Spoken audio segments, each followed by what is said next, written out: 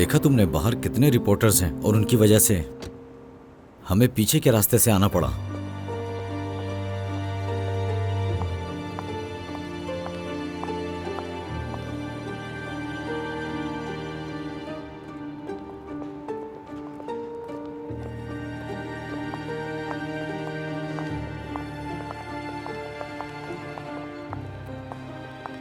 मुराद कैसा है?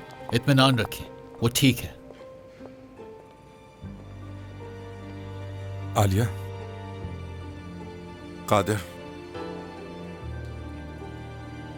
नरगिस,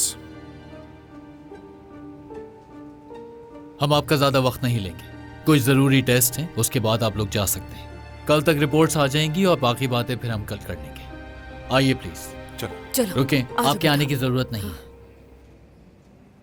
इनको ज्यादा वक्त नहीं लगेगा। आइए।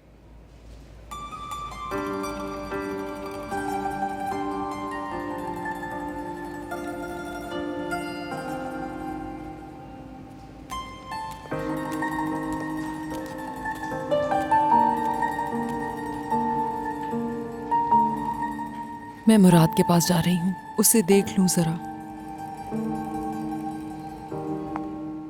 फिक्र मत करें, उन्हें कुछ नहीं होगा। आपने जो कुछ किया है उसका बहुत शुक्रिया। मैं इसे जिंदगी भर नहीं भूलूंगी। आपका जितना शुक्रिया अदा करूं उतना कम है नरगिस साहिबा।